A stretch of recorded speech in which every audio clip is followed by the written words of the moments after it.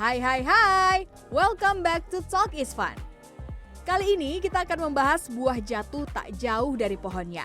Sebuah pepatah yang sudah sangat akrab untuk menggambarkan bagaimana sifat, bahkan pilihan hidup seorang anak bagaikan cerminan dari orang tuanya. Seperti Widuri Putri, sosok muda belia yang merupakan anak dari publik figur ternama Indonesia yaitu Widi Mulia dan Dwi Sasono yang juga sudah warawiri di industri layar lebar tanah air. Bisa bertahan sampai sekarang aja. Namanya mulai dikenal luas setelah memerankan karakter Ara dalam film Keluarga Cemara. Penampilannya yang natural dan penuh penghayatan berhasil mencuri perhatian penonton serta membuka jalan bagi berbagai proyek film lainnya. Tak hanya piawai berakting, Widuri juga memiliki kemampuan bernyanyi. Ia pernah mengisi sejumlah lagu tema film. Berkat dedikasi dan kerja kerasnya, Widuri tidak hanya dikenal sebagai anak dari artis ternama, tetapi juga sebagai talenta muda yang mampu membangun identitasnya sendiri. Kalau ada pepatah buah jatuh tidak jauh dari pohonnya, pas sekali dengan tamu saya berikut ini. Orang tuanya, ia lahir besar di keluarga seniman karena ibunya dikenal sebagai penyanyi, kemudian bapaknya sebagai aktor. Anaknya sekarang juga ikut. Sudah ada Widuri. Halo. Kita kayak melihat Widi ini ya, kecil ya, Widi remaja ya. Lebih mirip bapak, ibu. Banyak yang bilang? Banyak yang bilang sebenarnya mirip ibu, tapi mulai semakin menginjak usia remaja kayaknya lama-lama mirip bapak. Hidungnya mulai mirip ya, sepertinya. Widuri sekarang usia berapa? Aku 16 tahun. Kayak ntar lagi sweet 17 ya. Yes. Nggak kerasa banget. Oke, bapak aktor, ibu penyanyi dan juga pemain film ya kan. Jadi keluarganya memang keluarga seniman. Sekarang Widuri juga nyanyi, kemudian acting. Itu memang passionnya atau digeret bapak sama ibu dicemplungin? Sebenarnya passion aku sih, aku tuh ngerasa nyaman banget di depan kamera dan pada saat kayak rekaman nyanyi di atas panggung tuh aku ngerasa nyaman. Dari mulai umur berapa nyaman itu? Aku kalau mulai acting dari 7 tahun sih. Film pertama aku tuh yang partnya lumayan banyak di Keluarga Cemara pertama. Keluarga Cemara pertama, terus Keluarga Cemara 2, habis itu ada series kan. Kalau nyanyi itu, aduh aku lupa lagi. Tapi aku suka nyanyi dari umur 5 tahun deh kayaknya. Oh iya? Karena ngelihat ibu, suka dibawa nggak sih manggung dulu? Suka banget. Aku malah sering banget di rumah itu nyanyiin lagu-lagu ibu, lagu-lagu Bitri yang hari-hari bersamamu, itu aku sering banget nyanyiin di rumah. Tapi kayak dulu tuh suaraku sangat cempreng dan orang-orang tuh kayak kayaknya cocokan jadi model aja deh, nggak usah jadi penyanyi gitu. Terus akhirnya ini vokal coachnya ibu sendiri ya? Biasanya di rumah iya, sering banget diajarin ibu. Oke, berarti juga misalnya sering dapat masukan kalau nyanyi dari ibu, kalau acting mungkin ya bapak ibu gitu. Iya sih, aku suka banget minta bantuan ibu bapak, terutama kayak oke, bapak bidangnya acting, ibu lebih kuat nyanyi gitu kan. Jadi aku kalau misalnya ada cover lagu mungkin aku kirim dulu ke ibu, Bu, aku pengen pose ini menurut ibu gimana? Terus kayak, Kak kamu kurang pakai perut kamu, terus kayak kurang bisa take lagi. Kalau ke bapak mungkin ada karakter atau project film yang kayak aku nggak yakin nih, maksudnya karakternya bisa aku apain ya, aku ke bapak gitu sih. Galak nggak? Sebenarnya mungkin lebih galakan kita edit kok. lebih galakan ibu sih kalau iya? biasanya itu kalau belajarnya sama itu bikin cover berdua sama ibu. Ya sering banget kayak ya dikasih masukan gitu, terus kan kayak ibu aku capek ngulang-ngulang terus. Tapi kalau sama bapak sebenarnya ada galaknya juga sih kadang ya, tapi ya mau apapun itu seru sih, bisa langsung nanya ke mereka, terus kayak kalau di rumah tinggal ke kamar ibu nanya gitu. Tapi ada ini gak sih Widuri, ada kayak pressure gitu, beban karena kamu anaknya Ibu Widi gitu sama Bapak Dwi, jadi mungkin ekspektasi orang kan ini harusnya akan seperti ibu dan bapaknya gitu. Ada pressure gitu nggak sih? Kalau pressure atau beban sih enggak, aku malah ngeliatnya lebih ke privilege kali ya. Aku jadi bisa, ya dari sejak usia kecil aku jadi bisa kenal banyak banget orang dan aku bisa belajar banyak banget hal sih menurutku. Kayak dari kecil aku diajak ibu manggung, terus aku diajak ke set sama bapak gitu. Aku jadi ya tahu dunia entertainment dari kecil dan ya sekarang jadi bekal buat aku sih menurutku. Ada ini gak kayak keganggu gitu nggak, misalnya kalau kamu di jalan atau dimanapun gitu, ini anaknya di sana ya sama ini gitu. Keganggu enggak sih ya, kayak wow aku sangat bangga gitu ya. Tapi enggak sih, enggak keganggu, mungkin ya lebih ke lucu aja liatnya. Apa pengalaman masa kecil kamu yang paling berkesan? Pengalaman masa kecil aku yang paling berkesan, banyak sekali. Aku tuh anak yang sangat ekspresif dan aku tuh kayak nggak tahu malu ya. Dulu tuh aku sering kayak diajak kemana tuh aku kayak ngobrol sama orang, aku ngintilin kakak lagi apa gitu. Jadi aku sangat ya suka berkomunikasi dan suka sekali ya bersosialisasi, bikin banyak temen gitu. Dari dulu aku suka, dan mungkin salah satu yang paling berkesan, aku suka banget dari dulu sebenarnya bermain peran. Secara ya tanpa aku sadari itu aku sering banget biasanya minta bapak beliin aku dong dress princess gitu, terus kayak beliin aku pengen jadi dokter, tiba-tiba cita-cita aku besok mau jadi penyanyi, aku pengen jadi gitu. Jadi aku suka buat bermain ya peran, terus itu yang mungkin ngebawa aku ke sekarang jadi lebih familiar sih dengan kayak But she's situasi. good in acting. Karena aku lihat itu kan directly, kebetulan satu sekolah deh ya. Jadi suka ngelihat ketika mereka konser, Widuri bermain peran di sana sambil nyanyi gitu. Menyenangkan loh. Alhamdulillah. Ya, menyenangkan sekali. Aku juga ngelakuinnya tuh emang enjoy dan gak ada pressure apa-apa. Aku malah sempet ada masanya kayak aku belum udah lama nggak syuting, udah lama nggak nyanyi, itu aku bilang ke ibu aku kangen sibuk deh, kayak aku kangen banget punya jadwal padat gitu. Terus ibu kayak Nggak capek tuh? Maksudnya gini, kamu kan bukan preteen ya, sekarang udah teen malah udah remaja gitu.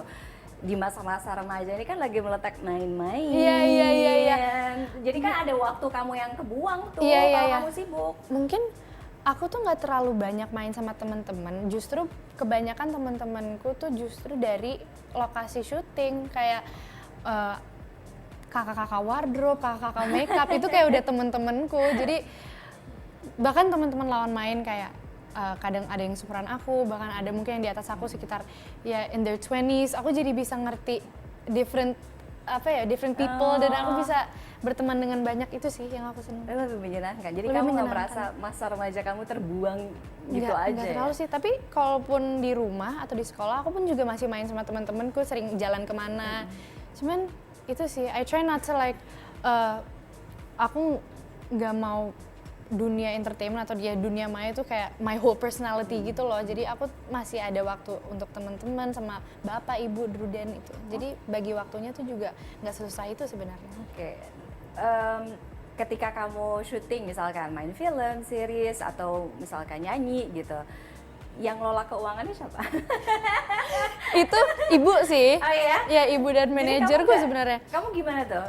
Tapi Jadi aku nggak langsung ke rekening pribadi? enggak, aku malah sampai sekarang aku nggak punya ATM guys. Aku tuh selalu, aku hanya mengandalkan HP-ku. Jadi kayak kemana-mana aku, Crazy iya gitu kayak ya? ibu aku mau beli ini boleh nggak? Jadi bahkan kalau ada iya? project-project gede mungkin ya kayak syuting atau mungkin lagu, itu tuh kontraknya nggak cuma ibu doang yang baca, aku juga bisa baca. Jadi kita tuh sangat open gitu loh. Jadi nggak yang kayak hanya satu sisi gitu, nggak. Tapi emang Kak, kamu harus baca kontrak ini biar kamu tahu. Maksudnya ini tuh udah di ranah profesional, kamu tahu maksudnya ada peraturan apa aja yang nggak bisa kamu, you can break the rules. Kalau once you're in a, ya udah dunia entertainment, udah perfilman, musik itu udah serius. Maksudnya kamu udah nggak bisa main-main lagi. Ini udah, kamu emang harus bertanggung jawab. Jadi gitu kalau sih. jajan masih dijatahin?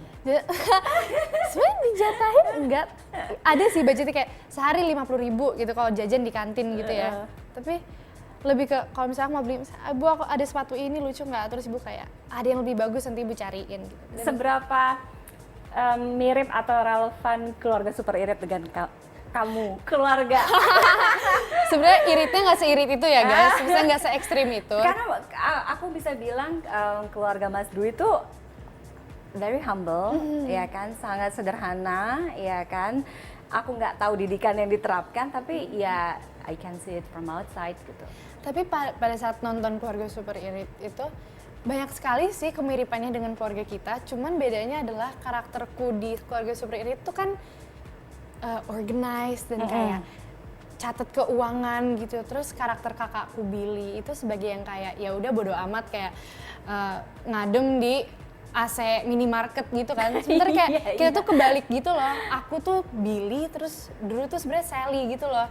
Jadi kita bisa tahu ya POV masing-masing, itu yang aku suka. Dan bekerja dengan satu keluarga berlima tuh, aduh itu seru banget. Aku jadi tahu kayak dulu tuh kalau udah di ruang profesional tuh kayak gimana. Terus yang kayak Denden juga yang masih pada saat itu umur 9 kayaknya, terus kayak ya ampun lucu banget, dia udah ngafalin dialog panjang banget gitu. Terus ibu bapak juga sangat open ya tentang new ideas gitu sih. Kalau kita banyak lihat postingan videonya di Mbak Widi gitu ya kan, kayak kita di gambaran tuh keluarga ini tuh dekat dengan alam, pokoknya kayak bebas aja gitu, bisa main tanah apalah segala macam gitu. Menurut kamu didikan yang paling kamu pegang dari keluarga bapak ibu ini apa? Didikan yang paling aku pegang, aku suka kita tuh sangat terbuka satu sama lain. Dan kita tuh nggak yang Selalu kayak, ada waktu untuk berlima? nggak selalu, tapi kayak kalaupun ada waktu tuh kita beneran pakai waktu itu untuk main. Dan kayak gadget semua kita taruh ya, maksudnya kayak seharian kita tanpa gadget, kita main aja berlima. Oh iya? Tapi Bisa tuh? Bisa sih. Iya? Alhamdulillah bisa. Sejauh ini bisa. Dan didikan itu kita terbuka satu, dan kedua kita tuh seru banget kalau aku pikir-pikir. Kayak biasanya di rumah kalau berlima ya, kita tuh sering kayak guys main ini yuk, atau guys kesini yuk. Jadi kayak nggak ada yang aduh mau di kamar doang, enggak. Jadi kita tuh sangat adventurous mungkin ya. Oh iya, iya bener adventurous Iya, ya. dan ibu bapak yang tadi kan kita main di pantai atau di rumah tuh sering pot bunga, Iya. main tanah gitu kan. Itu jadi nggak ada yang kayak jangan nanti kotor, enggak, jangan nanti susah bersihnya, enggak. Jadi justru malah ibu bapak tuh sangat mendorong kita untuk justru mengenal environment seperti itu, agar kayak ya bisa jadi bekal untuk pas nanti-nanti sih. Apa bayangan Widuri untuk ekspektasi untuk Widuri yang 15 dan 20 tahun lagi akan seperti apa? Apakah punya punya bayangan aku harus lebih besar daripada ibu dan bapak atau apa gitu?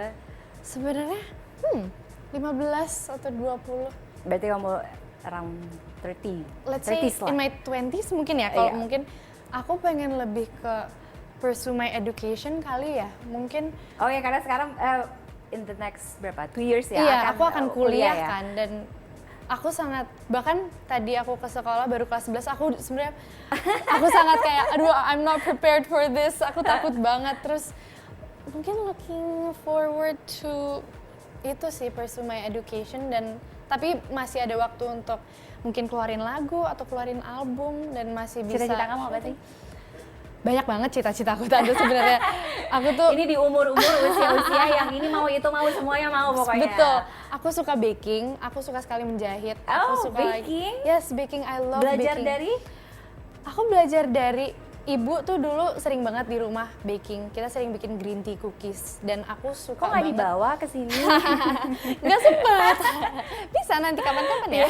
Aku suka banget pokoknya apapun yang kayak main-main sensori ya. Nah, Aku sangat kinestetik ya, jadi aku tuh kemana-mana kayak suka bawa stress ball gitu-gitu. Jadi kayak apa yang aku bisa mainin, aku suka banget ngaduk adonan gitu, adonan roti, bantuin ibu, bahkan bantuin mbak di rumah bikin, ayo kita bikin apa, biji salak gitu. Aku suka banget ikut kan, saya seru. Dan itu sih kesenangan yang aku lihat di baking tuh, kayak aku bisa berkreasi dengan tanganku, dan kayak ayo kita bikin apa, hari ini kita bikin roti. Terus aku suka banget ngejahit, aku lagi akhir-akhir ini suka banget. perempuan sekali ya.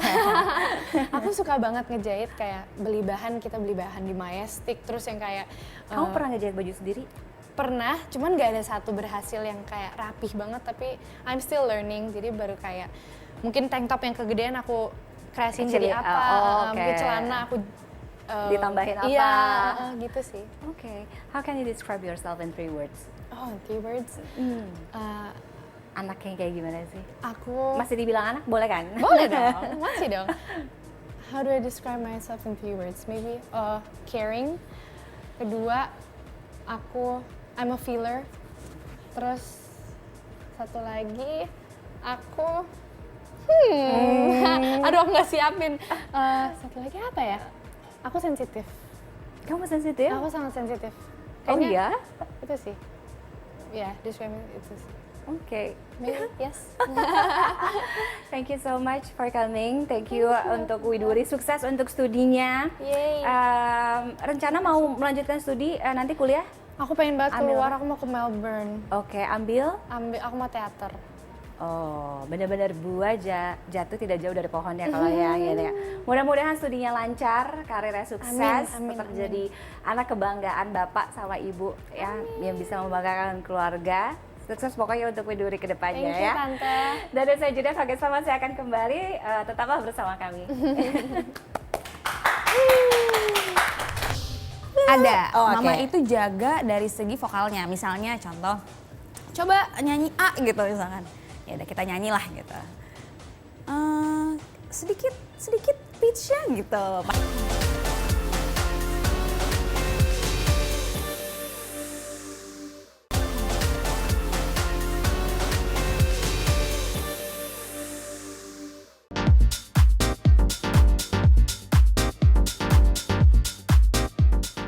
Like mother, like daughter. Tampaknya tepat untuk menggambarkan Afifah Yusuf, putri dari diva legendaris Indonesia, Hetty Koes Endang. Afi berhasil menunjukkan bahwa bakat seni dapat diwariskan sekaligus dikembangkan melalui kerja keras dan dedikasi. Sejak kecil Afifah tumbuh di lingkungan yang dekat dengan dunia musik. Kehadiran sang ibu sebagai salah satu penyanyi papan atas tanah air menjadi inspirasi tersendiri dalam perjalanan karirnya. Takbiran bergema di malam hari, besok tiba. Meski demikian, Afifah memilih membangun jalannya sendiri dengan terus mengasah kemampuan vokal dan memperluas kiprahnya di industri hiburan.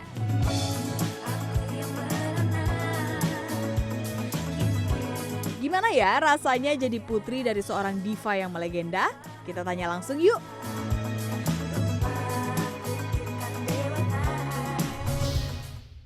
Kalau di zaman atau angkatan orang tua saya gitu ya, ada satu penyanyi legendaris yang suaranya tuh kayak tegang banget. Nah, buah jatuh tidak jauh dari pohonnya, ternyata anaknya pun juga mengikuti jejak ibunya. Sudah hadir di Talk is Fun, ada Afifah Yusuf. Afi, apa kabar? Kak, Mirip kah alhamdulillah. dengan bunda? Gimana ya kira-kira mirip ya? Kira-kira mirip gak? Banyak yang bilang mirip papa sih. Bener mirip papa Gitu. ya. Gimana rasanya jadi anak Hetty Koes Endang? Aduh, ini pertanyaan nih yang sudah pernah aku beberapa kali encounter dan mungkin sekarang aku udah punya sedikit conclusion gitu kalau ditanya kayak gimana rasanya. Udah pasti bersyukur, udah pasti ya. Karena kan sejak lahir aku nggak punya pilihan. Apakah bisa menjadi anak siapa itu Kak, itu udah takdir Allah. Cuman aku tentunya bersyukur, happy udah pasti. Karena mama itu adalah orang yang sangat, ya begitulah apa yang dilihat di layar kaca ya seperti itu beliau. Heboh, energik, Heboh, total energiknya pokoknya. Sangat-sangat Sekarang umur energik. berapa Mama? Mama mau 70. Bunda Hetty tuh mau 70. Mau 70, dia kelahiran 57. Berarti sekarang 60. 70 tapi kayak rasa 40 ya. Begitulah ya. Tapi kayaknya energi orang-orang dulu tuh kalau yang apalagi di dunia entertainment besar sih energinya. Jadi Afif besar selalu ngikut mama manggung ya kan, rekaman. Betul. Jadi itu yang dilihat. Sehingga itu jadi cita-cita juga pengen jadi penyanyi. Enggak, sejujurnya. Enggak. Aku tuh dalam memori aku sejak kecil sebenarnya yang aku ingat mama mengekspos itu ketika kalau mama lagi show. Aku nggak ada memori mama lagi rekaman apa gimana. Karena mungkin mama waktu itu lagi fokus kan. Maksudnya kalau di studio itu harus fokus. Tapi kalau lagi concert, show itu yang selalu terngiang gitu di aku. Makanya aku bisa bilang disitulah aku mulai sangat terbuka dengan dunia musik. Karena kan mama juga di rumah maksudnya kayak misalkan ada vocalizing atau misalkan ada alat-alat musik. Jadi kan kita lebih familiar ya sebagai anak gitu sih. Jadi kamu tuh vocal coachnya juga mama langsung? Bukan loh Oh sebetulnya. serius? Bukan. Bukan. Bukan, jadi banyak banget yang bertanya sama aku, ini udah pasti diajarin sama mama gitu kan ya. Sejujurnya enggak, karena mama itu pernah bilang, mama pengen Afif keluar suara naturalnya sendiri. Dan memang maksudnya tipe suaraku bukan seperti mama yang seriosa, yang baletnya tuh maksud aku range vokalnya sangat luas dan lain-lain gitu ya. Tapi mama itu bilang tetap harus ada belajar teknik vokal. Akhirnya lah aku tuh mulai belajar nyanyi SMP sebetulnya. Dan itu mama bilang kamu harus coba belajar dan tahu nada, makanya aku join choir. Tapi mama itu kan mudanya tuh kan heboh gitu ya. Heboh. Emang begitu ya? Emang begitu. Di rumah juga heboh. Emang begitu. Heboh, bawel, tapi maksudnya ya in a positive way gitu ya. Tapi begitulah apa adanya mama. Jadi gak ada intervensi mama untuk, ih itu nadanya salah. Ada, Oh, mama oke. itu jaga dari segi vokalnya. Misalnya contoh, coba nyanyi A gitu misalkan. Ya udah kita nyanyilah gitu. Sedikit pitch-nya gitu. Paling mama lebih kayak gitu. Tapi dia nggak ngajarin kayak vocalizing. Nggak gitu. Dia lebih kayak kita nyanyi, ada yang salah dia revisi. Dia Tapi kasih juga catatan. kayak diskusi gitu gak sih, kayak misalkan oh mau serius menekuni di industri ini tuh kamu harus begini gitu. Tapi kan mungkin dulu zaman Bunda Hetty, zaman mama tuh begini, pasti beda sama yang sekarang. Iya. Beda sih, karena yang aku sering banget diskusi sama mama, dulu itu kan penyanyi nggak banyak ya. Maksudnya mungkin lebih jadi misalkan ada artis, dia berkarya, tenarnya tuh orang lebih inget gitu. Sekarang tuh kan banyak banget ya. Maksudnya aku ngalamin di era sekarang rilis lagu di hari, misalnya hari Jumat gitu aku rilis lagu. Itu tuh udah puluhan atau mungkin ratusan musik baru di hari yang sama gitu. Dulu kan nggak kayak gitu ya. Jadi kalau mama sih selalu bilang kalau memang mau serius, ayo lakuin dengan sungguh-sungguh gitu. Cuman memang kan sekarang, maksudnya kalau Afi pribadi menjalani hal-hal lainnya juga gitu.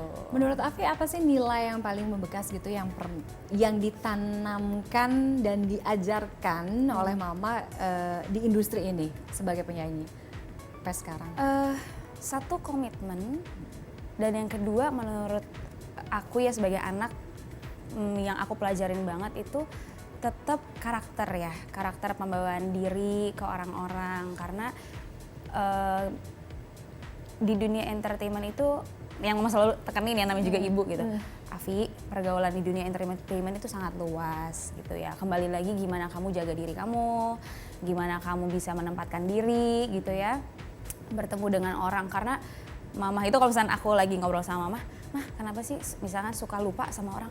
Nah, mama tuh ketemu orang mukanya tuh bisa ribuan, puluhan ribu orang, kadang mirip-mirip suka kan ya. gitu, kadang suka lupa. Cuman kembali lagi yang aku pegang gitu ya. Pertama karakter, mama selalu bilang nggak boleh sombong, humble. Mama selalu bilang juga bahwa kalau misalnya di dunia entertainment, mau itu nyanyi, mau itu artis, kita itu long last juga karena orang-orang tersebut yang mencintai dan mensupport kita gitu. Tanpa mereka juga kita nothing. Jadi mungkin itu ya yang aku pegang, dan mama tuh orangnya komit banget. Apa kemiripan Afi dengan mama gitu?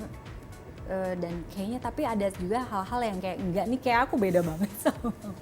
Kemiripan ya, yang aku notice semenjak jadi ibu, kayaknya kita tuh sama-sama nurturing orangnya. Oke. Kita suka nurturing, terus kita suka membawa semua hal tuh ya udah fun aja, positifnya apa, kayak gitu sih. Kalau beda ya tadi ya, kalau ngomongin energi, mama tuh energinya gede banget sampai kayak Itu apa ya rahasianya sampai sekarang bisa begitu ya? tahu ya. Nenek-nenek lincah itu ya. amazing sih, tapi aku amazed. Maksudnya kayak kan kita aja misalnya kayak kerja capek, kita mikirin ide-ide, kalau kita di dunia kreatif itu juga capek, draining lah. Tapi enggak, mama selalu ada aja gitu energinya. Tapi yang aku rasa yang cukup berbeda, aku tuh masih ada malu-malunya. Maksudnya sebenarnya gitu ya, in some cases aku tuh kadang masih suka agak pemalu. Mama tuh aku jarang denger kayak ngomong, duh mama malu nak begini gitu. Mungkin ada satu karya gitu ya yang dari mama punya adalah lagu Pelangi Cinta bareng Diskoria yang sekarang di remake lagi sama Afi. Apa respon mama? Oke. Pertama itu ngomong dulu nggak pas pertama? Enggak lagi. Atau kayak surprise? Surprise. Jadi udah jadi? Itu surprise. Jadi gini, itu kan pas pandemik. Oke. Jadi pas aku pertama kali ngobrolin projectnya sama teman-teman Diskoria itu pas pandemiknya lagi, kita lagi benar-benar waktu itu PPKM ya istilahnya, pokoknya yang dan di rumah. Jadi kita cuman by phone dan lain-lain. Sampai akhirnya kita cepat waktu itu prosesnya. Oh iya oke, kita remake, bahan materinya udah jadi, dikirim ke aku latihan dong di rumah ceritanya. Belum nikah, jadi kan masih ada mama di rumah nih, masih tinggal bareng mama maksudnya. Nah, saya dengar aku di ruang tamu lagi tes aja lagu itu. Mau ngapain? Mau nyanyi di mana? Bawa lagu itu. Itu bukan lagu mama gitu kan. Iya mah gitu kan. Aku mau nge-record lagi lagu ini gitu. Aku mau remake. Oh, coba nadanya gimana gitu. Dia cuma ngomong gitu awalnya. Udah, nyanyilah. Kayaknya bagian sini mesti gitu. Oh ya, oke mah. Udah, dia lupa. Sampai akhirnya aku syuting musik video, aku recording, terus mau rilis kan. Biasanya kita ada kayak teaser, countdown, H-7. Loh, kok udah jadi gitu. Jadi disitulah dia tahu, tapi dia kayak seneng sih. Kan vibes-nya beda gitu ya? Beda. Apa? Dia nggak nyangka bahwa outputnya bisa seperti itu gitu. Cuman dia happy karena ini bisa dibawa ke anak-anak muda gitu. Jadi kayak lebih energi gitu ya, dengan musik dong, yang lebih kekinian. lebih kita bisa dibawa joget-joget. Mama sih, mama orangnya suportif banget. Supportive banget ya. Dia Ada nggak lagu favoritnya mama yang Afi suka banget, ada satu lagu yang mama? Mama itu kan banyak banget ya Iya, lagu. iya. Jadi kalau aku pilih mungkin itu ada kolaborasi sama mama almarhum Krisya. Judulnya Sayang, aku suka banget. Boleh dong nyanyiin sedikit satu favoritnya? Itu mama, itu tuh kayaknya kalau aku dengerin mama masih ingat nggak lagu ini? Ingat, kok suara mama tinggi banget ya? Loh, yang nyanyi aja. Kayak wah kok bisa gitu ya? Karena kan dulu kata mama suaranya belum turun. Masa muda kan emang suaranya itu ya, beda gitu. Boleh dong nyanyiin sedikit yang sayang boleh. Tunggu ya lagunya gimana? Atau yang damai tapi gersam boleh. Sayang, damai tapi gersang deh ya. Yang namanya seindah dalam kata, seindah dalam cinta. Bilakah segala-galanya bersatu. Gitu. Ya Allah. Lagu festival. Susah ya, aku mesti latihan lagi Coba lagu aku tersebut. penyanyi ya. Sayangnya bukan, kita nggak ada suaranya. Walaupun kita dulu les nyanyi tapi kayak jauh ya. Tapi kepengen gak sih punya satu karya bareng mamah gitu? Udah, actually last year Hah? kita rilis berdua, nama lagunya THR. Jadi THR itu judulnya adalah Tradisi Hari Raya. Oh, Jadi mamah tuh memang, jadi gini, mamah kan suka Ini siapa yang inisiatif duluan nih? melihat aku bikin lagu.